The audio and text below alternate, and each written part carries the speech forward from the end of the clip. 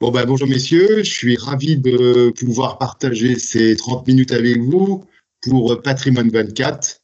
On va parler de produits structurés, produits qui, durant l'année 2023, a connu une classe d'actifs qui a connu évidemment un vrai succès. Vous allez nous dire sans doute pourquoi. On va essayer de partager notre temps en deux moments. Le premier, revenir peut-être sur les conditions aujourd'hui qui permettent de faire des produits structurés, ou pas d'ailleurs. Et puis, dans un deuxième temps, nous parler de l'actualité de chacune de vos maisons au travers des produits que vous préconisez pour les distributeurs et leurs clients. Donc, pour m'accompagner, j'ai à mes côtés Maxime Livragui, qui est de la maison Kepler-Chevreux, Gonzague Dalluin pour Irbis Finance et Quentin Nanceau pour Marigny Capital. Alors, Quentin, je vais vous laisser la parole. On peut reparler un peu de ce contexte pour savoir si finalement tout ça, c'est très propice aux produits structurés ou pas. Alors, sur la partie contexte macro et sur la question du caractère opportun de travailler sur la classe d'actifs aujourd'hui, je pense que on est tous d'accord que si la classe d'actifs est portée, c'est qu'on a une classe d'actifs qui a beaucoup d'atouts, qui est très flexible. Et donc aujourd'hui, on a, que ce soit sur la partie taux ou sur la partie action, on a toujours des solutions à proposer, même si le contexte de marché est particulier, avec des niveaux de volatilité assez bas, des marchés actions sur des niveaux historiquement élevés, même s'il y a beaucoup de disparités. Donc voilà, on s'efforce de trouver des solutions sur cette partie action, et sur la partie taux, compte tenu des taux qui se sont redressés maintenant depuis plusieurs mois. On a toujours de belles solutions à construire, des solutions à capital garanti pour jouer notamment, prendre des paris sur la baisse des taux, des paris qui sont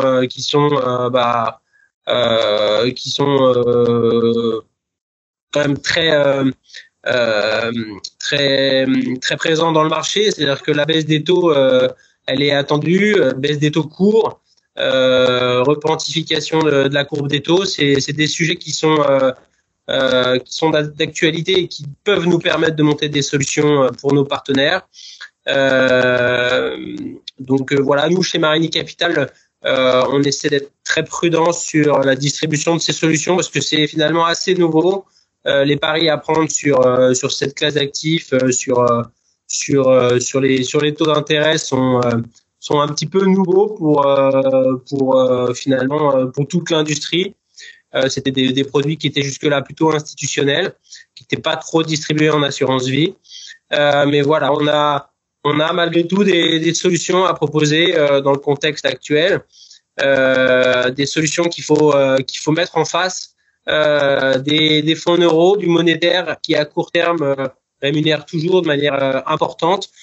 On a 3-4% parfois sur des comptes à terme ou sur des fonds en euros boostés, sans risque. Donc à côté de ça, aller prendre du risque, c'est pas évident, mais on essaie de le faire dans les meilleures conditions avec nos partenaires aujourd'hui.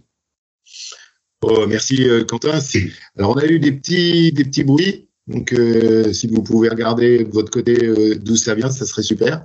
Gonzague, l'environnement, est-ce que c'est bien, pas bien, finalement, pour construire des produits structurés? Mais comme l'a répété Quentin, c'est une grande famille, non, les produits structurés?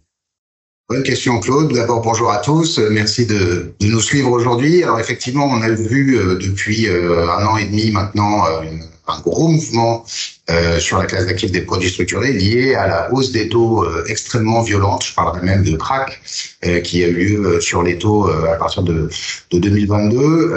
Et ça a notamment eu pour conséquence une part des produits à capital garanti croissante dans nos offres et dans les produits qu'on a créés pour nos partenaires. À titre indicatif, mais chez Irbis en 2023, 2023, les produits à capital garanti ont représenté quasiment un tiers de notre collecte, quand 2 ans auparavant, on était quasiment à zéro. Donc ça, c'est une première tendance extrêmement forte que l'on a pu constater.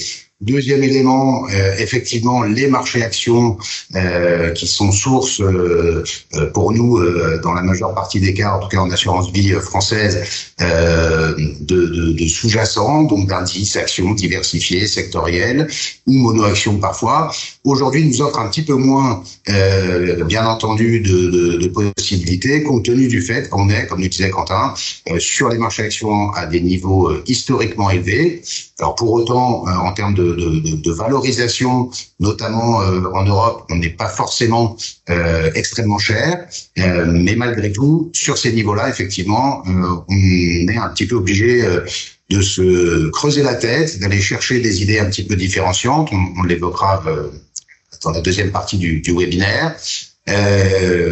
Donc voilà, globalement, il y a des mouvements très forts sur la classe d'actifs, des opportunités en ressortent. La force, évidemment, de nos produits, c'est la capacité à s'adapter à ces mouvements de marché et d'avoir à notre disposition des mécanismes que l'on va intégrer dans la construction des produits, et bien pour essayer de contrer des risques élevés sur les marchés actions ou pour permettre de bénéficier de rendements extrêmement attractifs et parfois en essayant d'être supérieur effectivement au monétaire ou au fonds euro, notamment sur les marchés de taux. Donc il y a des opportunités, un contexte qui n'est pas si simple, mais ça fait partie de notre travail d'accompagner nos partenaires pour trouver des solutions. Bon, alors on reviendra tout à l'heure effectivement sur les opportunités que vous avez dégagées chez Orbis. Maxime, vous partagez l'avis de Gonzague et Quentin ou vous êtes totalement en décalage? Oui, ouais, je rejoins ce que disent mes camarades. Effectivement, moi ça fait 7 ans que je fais ce métier. Dans les webinaires et dans les conférences, on parle souvent du contexte qui est compliqué, donc on a l'impression de se répéter un peu, mais c'est vrai, c'est réel, puisque le contexte évolue. On a connu différentes successions de crises et de rebondissements, et aujourd'hui, par rapport à l'année dernière, par exemple, c'est vrai que l'année dernière tout était au vert. On avait des taux qui étaient à 3,5, on avait un marché qui était encore à peu près sous-valorisé, on va dire, et une volatilité qui permettait de sortir des produits sur des actions qui étaient très intéressantes. Donc on faisait du coupon garanti, capital garanti, avec des rendements de 5 voire 6%, et puis des produits sur actions avec du 10-12% qui sont déjà pour les premiers de l'année dernière remboursés. Mais le contexte aujourd'hui, comme je l'ai expliqué précédemment, est plus compliqué. La volatilité est plus basse, les taux sont à 2,60 au moment où on se parle, donc on a perdu quasiment 100 points de base par rapport à l'année dernière. Et donc je l'avais expliqué précédemment, sur un produit, sur une action qu'on avait lancée l'année dernière qui a remboursé dans ce début d'année, donc on avait toute chose égale par ailleurs un coupon de 9,60. Si on faisait la même structure aujourd'hui, on aurait un coupon de 4,20. Donc effectivement, il faut s'adapter à ce contexte. Et c'est vrai qu'aujourd'hui, comme le disait Quentin, les fonds euros qui payent du 4%, 4,5% pour certains assureurs et des DAT qui sont dans ces niveaux de rendement autour de 4%, c'est vrai qu'on ne peut pas proposer un risque sur une action ou sur un indice avec un risque de d'ici de 5 ou 6 sur 7 quand on a des produits qui sont 100% capital garanti et qui conservent une liquidité quand même qui est intéressante.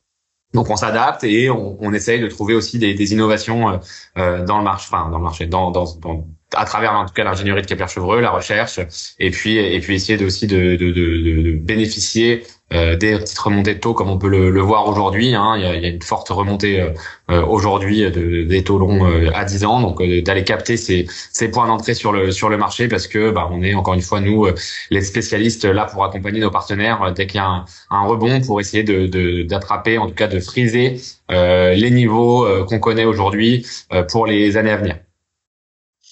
Parfait. Donc, on a vu le contexte. Maintenant, on va essayer d'être extrêmement concret sur les idées que vous amenez chez chacun des distributeurs. Quentin, on va essayer de parler de 2 produits. Alors, peut-être un là, et puis le deuxième, on fera un petit tour. Qu'est-ce qu'aujourd'hui vous proposez de façon très concrète pour les investisseurs? Alors sur la partie taux, on référence des produits qui jouent la baisse des taux longs, donc la baisse des produits qui jouent la baisse du taux CMS 10 ans, des produits qui sortent avec des séries très souvent aux alentours de 2, qui en termes d'adéquation permettent de trouver une alternative à des produits obligataires ou très défensifs. Le pari, c'est que les taux puissent, dans un futur proche, à horizon 2 ans ou 3 ans, redescendre sur des niveaux sur lesquels on est quasiment aujourd'hui. Donc, on a une solution par exemple en ce moment qui autocall avec un rendement embarqué de 5,5 à 6% si les taux repassent à 2,50, et en revanche une garantie de capital beaucoup plus loin si les taux tardent à revenir sur ces niveaux-là. Donc voilà, il y a un risque, ça peut très bien se passer, mais bon, c'est un pari qui se prend aujourd'hui dans le contexte de marché actuel. Donc on a ce type de solutions qui sont proposées, et puis après il y a des variantes qui peuvent être appliquées, que ce soit en termes d'effet mémoire, en termes de distribution ou pas. Donc ça, c'est la première typologie de produit. Après, deuxième typologie de produit, on essaie sur certains secteurs, secteur bancaire, secteur des foncières cotées. Nous, notre conviction, c'est toujours de travailler sur des choses simples. Donc, on essaie d'éviter un maximum quand même les decrements pour travailler sur des actions pures. On a travaillé sur l'automobile, sur Renault, sur Volkswagen, sur Engie, sur certaines bancaires. On essaie, et c'est de plus en plus difficile de proposer de la dégressivité sur certains supports, compte tenu de la volatilité qui est faible. Mais voilà, il y a des opportunités, et donc on est là pour accompagner nos partenaires à faire les bons choix. Mais encore une fois, c'est avec tous les produits qui rappellent aujourd'hui, je pense tous on constate il y a du cash à réemployer, et on arrive comme ça au printemps. Nous, notre message, c'est malgré tout d'y aller, mais avec patience et prudence. Le marché va peut-être respirer un de ces quatre après une hausse quasiment en ligne droite depuis plus de 6 mois maintenant. Mmh. Ouais, mais en fait, là, Maxime disait tout à l'heure, il y a une légère augmentation des taux, puisqu'il y a un CMS qui est un peu plus élevé que la semaine dernière, si j'ai bien compris. Donc, en fait, vous jouez plutôt la baisse des taux, et là, momentanément, on a quand même une tension sur les taux. Est-ce que c'est juste conjoncturel ou finalement, ça va aller un peu à l'encontre de la stratégie recherchée? À qui je la pose? Alors, c'était à moi de répondre à cette question un peu par la gradée, mais Maxime, peut-être que... On a connu quand même une baisse des taux très violente en fin d'année dernière. Hein. Je vous rappelle que, et je l'avais expliqué aussi précédemment, mais les taux sur lesquels on se base quand on construit des produits structurés, c'est le taux sans risque, donc c'est le taux interbancaire européen. Souvent, nos partenaires nous posent la question, est-ce que c'est l'OAT? Donc juste pour faire un petit peu de pédagogie ici, c'est pas l'OAT. L'OAT, c'est le taux bancaire, enfin le taux d'emprunt français. Donc c'est le taux sans risque plus le risque de spread du pays, de l'État français. Donc c'est environ 20 BP, ce qu'on avait regardé ensemble il y a quelques jours. Donc on a connu une chute un peu brutale des taux. Pourquoi? Parce que les financiers en général anticipaient des baisses de taux de la part de la Fed, de la Banque centrale européenne, et ils ont un petit peu, anticipé 3, 4, 5, 6 baisses de taux sur 2024. Il se trouve que l'économie américaine est très robuste. Je l'expliquais aussi précédemment. On essaye en Europe de suivre un petit peu ce que dit la Fed, et on veut pas importer de l'inflation par rapport au prix de l'énergie, par exemple, si jamais on était amené à baisser les taux de la BCE avant ceux de la Fed. Donc on est un petit peu nous coincés entre la stratégie macro et les banques centrales américaines, et on attend en étant attentiste ce qui va se passer sur l'économie européenne, puisqu'on a quand même une croissance qui ralentit un petit peu du fait des taux élevés. Donc on aimerait bien que ces taux baissent. Par contre, il peut aussi y avoir des rebonds techniques, comme on le voit aujourd'hui. Il se passe pas grand chose, sauf si j'ai raté une info entre midi et 2, mais il se passe pas grand chose en termes de news macro aujourd'hui sur les marchés. Il y a eu un week-end de Pâques qui vient de s'écouler. Donc voilà, tout le monde a envie aussi de reprendre un petit peu, je dirais, les cordes. Et il y a un rebond technique. Demain, peut-être que les taux baisseront. Donc c'est des choses qui sont pas forcément très spéculatives à court terme. Nous, quand on fait des produits structurés en assurance notamment, c'est un rappel dans un an. Donc il faut qu'on arrive à se projeter en fait l'année prochaine. On lance le produit le 2 avril. La fin de commercialisation sera fin juin, mettons. Donc, il faut qu'on ait une visibilité, en tout cas une vision à horizon un an et plus. Hein. Donc, plutôt vers l'été 2025. Et on a, je pense que Gonzague et Quentin pourront affirmer ce que je dis. On a une visibilité, ou en tout cas, on pense qu'il y aura une baisse des taux de la part des banques centrales, que ce soit la Fed ou la Banque centrale européenne, à horizon fin d'année 2024 et puis ensuite en 2025. Peut-être Claude, pardon, juste pour ajouter un élément à ce que viennent de dire Maxime et Quentin, les produits que l'on fait aujourd'hui, alors qu'on appelle vulgairement les Phoenix sur taux, donc sur le CMS 10 ans, européen, ils ne jouent pas forcément que la baisse des taux. Il faut bien entendre, il y a deux mécanismes entre guillemets dans ce produit. Un, effectivement, qui est le rappel anticipé, le système d'autocall qui va aller se valider dans un contexte de taux plus bas et qui peut revenir sur les taux cibles des banques centrales aux alentours de 40, de 50 peut-être. Mais ça, c'est forcément, même si on essaye tous d'avoir une opinion là-dessus, mais quelque chose sur lequel on n'a pas une visibilité forcément très forte à très court terme. C'est plutôt à horizon moyen terme. En revanche, l'autre mécanisme que l'on utilise dans ces produits-là, il va plutôt être basé sur une stabilité à minima des taux avec une légère tendance baissière, mais une stabilité. Sous-entendu que dans une fourchette prédéterminée de niveau de CMS 10 ans, on va distribuer ou cumuler suivant les formules, mais souvent distribuer un coupon annuel ou semestriel. Donc, pour bien comprendre, c'est pas forcément la baisse des taux qu'on va jouer à court terme, mais à minima une tendance de stabilisation pendant quelques trimestres ou semestres, et effectivement à plus moyen terme une baisse des taux. D'accord, bon, mais ça mérite d'être très clair. Il n'y a pas de mémorisation du coupon dans ce type de produit. S'il y a pas baisse mais hausse des taux et que je rate finalement mon coupon, c'est une excellente question. Aujourd'hui, la plupart des structures sont effectivement sans effet mémoire. Sous-entendu, si on rate un taux, enfin on rate à une date de constatation le niveau de taux, eh bien effectivement on ne touche pas de coupon. Et c'est là où notre travail à nous, conseil auprès des CGPI, est extrêmement important. L'idée sur ces produits-là, c'est pas forcément commercialement d'aller montrer un très haut niveau de coupon en mettant des seuils de validation du versement de coupons trop agressifs qui peuvent mettre à risque le versement de ce coupon-là.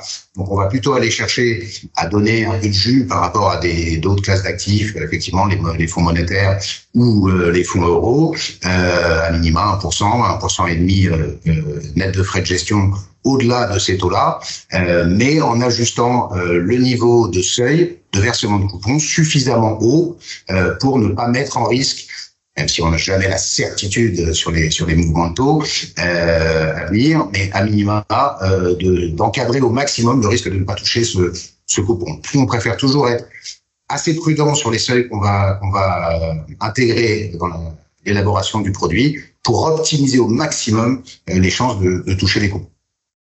D'accord, je pense que c'est un point effectivement important. Je vais revenir vers Maxime parce que tout à l'heure on n'en a pas vraiment parlé de. Il y a eu des idées, il y a des idées chez Kepler, mais est-ce que vous pouvez nous en donner quelques-unes qui soient très concrètes? Alors, comme mes camarades également, donc on lance beaucoup de Phoenix, hein, ça c'est vraiment le produit phare de 2024. Je reviens aussi sur l'effet mémoire sur ces produits-là. Pourquoi il n'y a pas d'effet mémoire? Parce que en fait, si on ajoutait cet effet mémoire, on aurait un zéro coupon collable, comme on a vu l'année dernière. Hein. C'est-à-dire qu'au bout d'un moment, on toucherait notre coupon et ça coûterait quasiment même plus cher qu'un zéro coupon collable, donc avec un rappel au gré de l'émetteur, puisqu'il faudrait le payer. Alors que quand on fait un rappel au gré de l'émetteur, on paye tout in fine. Donc l'effet mémoire coûterait très très cher sur ces pricing, et les taux n'ont pas de dividende implicite, hein, donc on n'a pas de courbe en fait futures baissières. Donc c'est pour ça aussi que on profite d'arbitrer un petit peu le marché parce qu'on ne sait pas sur quel pied danser en ce moment. Quand est-ce que les banques centrales vont effectivement baisser les fameux taux directeurs. Donc c'est vrai que c'est des produits en pricing qui marchent très très bien. Là, si on veut prendre du risque action aujourd'hui, et c'est ce qu'on essaye aussi de faire, parce qu'on a énormément tous, tout à chacun en tout cas, des remboursements sur equity, puisque c'est en tout cas, moi, c'est ce que j'aime et c'est ce pourquoi j'aime bien travailler, parce qu'on est une maison de recherche et on aime bien vendre des convictions, et pas forcément du non directionnel sur les taux. On travaille beaucoup nous les paniers d'actions équipondérés, donc avec la recherche de Kepler-Chevreux. Donc, on va prendre les actions sur lesquelles on est à l'achat avec un fort potentiel de hausse ou alors un très bon rationnel de l'entreprise, donc c'est-à-dire en termes de bilan et puis de forecast macroéconomique et de projection. Et puis après derrière on va essayer de réaliser un marketing donc avec nos équipes pour pouvoir pousser des solutions qui vont avoir un panier. Donc on va faire la moyenne de 5 à 10 valeurs en termes de performance. On a une thématique qu'on aime beaucoup chez nous, c'est l'excellence, donc l'excellence européenne ou l'excellence américaine. Et parmi ces valeurs on va sélectionner les leaders dans leur secteur pour diversifier un petit peu le risque, et puis on va essayer de tirer les plus performants pour proposer des produits sur action qui vont payer entre 8 et 10% de coupons. Donc c'est comme si on crée des mini-indices, donc sans prélèvement forfaitaire, sans décrement, et on essaye d'aller chercher des solutions qui vont apporter du jus et du rendement pour nos partenaires et les investisseurs. Voilà, donc on a la partie garantie avec des rendements de 5 à 6% où on prend un risque 2 sur 7 ou 1 sur 7 fonction de la structuration, et puis la partie equity où là on va aller chercher du risque 5 avec des rendements autour de 10%, on va dire, selon les conditions de marché. Et là on est en type Athena ou on est en type Phoenix? On est en autocall, donc en Athena, tout ce qui est Phoenix sur action aujourd'hui sans prendre un risque démesuré. C'est vrai que c'est un petit peu plus compliqué. On reviendra peut-être pour conclure sur les différents secteurs et thématiques qui fonctionnent bien aujourd'hui. Mais voilà, c'est vrai que le Phoenix aujourd'hui a du mal à tirer son épingle du jeu, puisque, encore une fois, on le disait, on peut faire du 6-7% sur des produits capital garantis quand on a du mal à aller chercher sur des produits avec un risque sur un sous-jacent avec une protection en capital à moins 40 ou moins 50% qu'on connaît habituellement. Donc c'est vrai que c'est le jeu n'en vaut pas la chandelle, je dirais. J'entends. Quentin, une dernière idée ou peut-être quelque chose qui vous paraît important de signaler? Non, mais on voit qu'il y a quand même qu'on est dans un contexte qui est délicat pour dans les décisions et dans la sélection des solutions d'investissement. On a beaucoup de produits qui rappellent et beaucoup de cash à réinvestir. Les clients finaux sont plutôt enclins à investir quand les marchés aussi sont hauts. Donc nous, notre message, ça va être prudence et donc sur la partie action, vraiment c'est ce que disait Maxime, aller essayer d'optimiser un panier, d'aller sélectionner des titres, ça va être une option. Après, il faut aussi voilà, même si on parle de compte à terme et de fonds euros parfois qui dans des offres boostées avec des UC à côté, il faut bien mettre des UC à côté. Donc les fonds en euros, ils sont malgré tout plutôt à 3, et si les taux baissent, peut-être qu'ils baisseront aussi. Donc on peut aussi sécuriser des rendements un petit peu plus sur des périodes un petit peu plus longues en allant prendre un petit peu plus de risques. Donc moi je trouve que aller prendre un risque action avec du 6-7% aujourd'hui, là où on pouvait monter des produits avec plus facilement avec 9, 10 voire 12%, est un petit peu plus raisonnable aujourd'hui. Ce serait plutôt notre conviction et notre credo. Ce matin, là, on a lancé un produit sur une bancaire avec de la dégressivité, avec un coupon de 7%. Mais on a de la dégressivité, on a des fréquences de rappel mensuelles, une dégressivité jusqu'à -20 sur Crédit Agricole. voilà, on pense que si les produits ne rappelleront pas forcément automatiquement l'année 1, mais voilà, en essayant d'aller saisir un bon rationnel d'investissement avec des formules défensives et des coupons pas trop élevés, je pense qu'on c'est pas forcément ultra attractif, mais ça permet d'être investi et d'être dans le marché. Oui, enfin, c'est quand même 2 fois le taux du fonds euro quand il n'est pas boosté, donc c'est pas complètement ridicule. C'est ce que je dis. Ouais. Gonzague, les idées de chez Irbis qu'on n'aurait pas encore vues. D'abord, je rejoins ce que disait Maxime. Effectivement, l'idée c'est d'avoir toujours en tête la notion de rendement-risque. L'idée aujourd'hui n'est pas forcément d'aller chercher de busser pour chercher de busser. On doit aussi accompagner nos partenaires quand on peut le faire sur leur allocation d'actifs. Non, je dirais que sur les secteurs aujourd'hui qu'on regarde, et on a été pas mal sollicité aussi par des partenaires sur ce sujet-là. Quand on regarde, certes, les marchés actions sont à des niveaux élevés. En revanche, il y a quand même quelques secteurs qui ont un petit peu de retard, à minima, et notamment un secteur sur lequel on a fait quelques produits. Alors, ça n'est que de la diversification, il faut l'entendre comme ça. Mais il y a notamment le secteur des ressources de base, qui, depuis le début de l'année, avec le secteur des services de collectivité et de l'immobilier, fait partie des 3 secteurs qui ont le moins bien performé. Et sur ce secteur-là, effectivement, il y a des opportunités aujourd'hui. Alors, c'est des indices qui sont à décrémente, hein, donc avec un dividende forfaitaire prélevé de 50 points, mais il s'avère que historiquement, sur les sociétés qui composent ces indices, notamment Arcelor ou Rio Tinto, qui sont parmi les plus gros acteurs de ce secteur-là, les niveaux de dividendes correspondent à peu près en fonction de la valeur de l'indice à ce que l'on prélève. Donc le risque est relativement encadré sur cette partie-là. Et effectivement, on va plutôt privilégier des produits qui distribuent des coupons. Il n'y a jamais de meilleure nouvelle dans un marché qui est incertain que d'avoir un coupon qui est versé, qui est distribué. Et pour le client final, c'est évidemment une excellente chose. Donc nous, on utilise pas mal ce secteur comme sous-jacent. D'abord sur le rationnel sur le secteur, 2 éléments. Le premier, c'est que 2024 va être l'année de la bascule entre les investissements dans les technologies décarbonées par rapport aux investissements dans le fossile.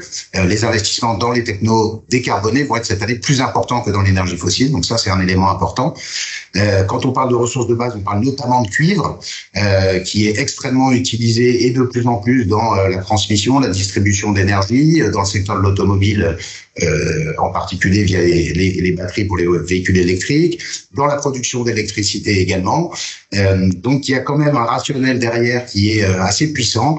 C'est une vision moyen terme, c'est de la diversification, mais sur des structures Phoenix à distribution, on peut arriver avec des versements trimestriels à avoir entre 8 et 9% de coupons annuels, jusqu'à des niveaux de moins 30% de baisse de l'indice. Donc on arrive à trouver des idées.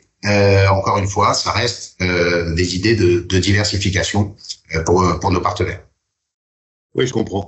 Alors effectivement, vous avez raison de le citer, le fait d'être en distribution de rendement est quelque chose qui est plus facile à gérer avec des investisseurs qu'un produit pour lequel on a un rendement qui est versé au bout de 10 ans, quelles que soient les conditions de marché. Donc, je vous rejoins dans cette idée, Gonzague. Maxime, on va finir par vous.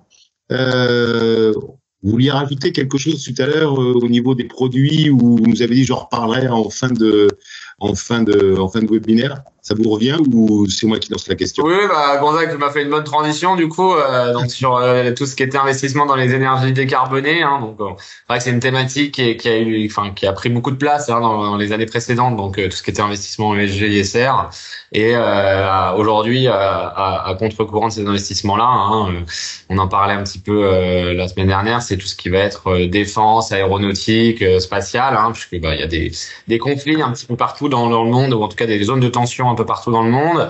Il y a notre cher ami Trump qui pressurise les Européens pour qu'ils augmentent leur budget de défense aussi, au niveau des pays de façon indépendante. Donc c'est vrai qu'il y a beaucoup d'investissements et de monnaie qui circulent aujourd'hui dans les entreprises de défense. Je vais vous donne un petit exemple. C'est un secteur qui a pris à peu près 30% sur un an. Donc c'est vrai qu'on a beaucoup de demandes aussi de la part de nos partenaires sur ces sociétés. Donc je vous rappelle qu'on a des fleurons en France, des Safran, des Dassault, des Thales, plusieurs sociétés françaises qui sont des fleurons de cette industrie-là. Et c'est des choses qui sont pas à laisser de côté. Et on parlait aussi avec Quentin de l'énergie.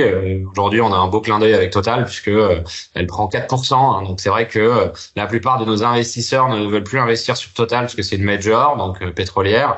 Mais il faut aussi voir le verre à moitié plein, je dirais, et de se contenter de ce qu'on a, et en disant que c'est une entreprise, et c'est l'entreprise qui investit le plus dans les énergies vertes en France aujourd'hui, et c'est une entreprise qui est extrêmement solide en termes de croissance et projection financière. Donc c'est vrai que l'énergie aussi est un secteur à pas laisser de côté, tout comme les ressources de base, comme le disait Gonzague juste avant moi.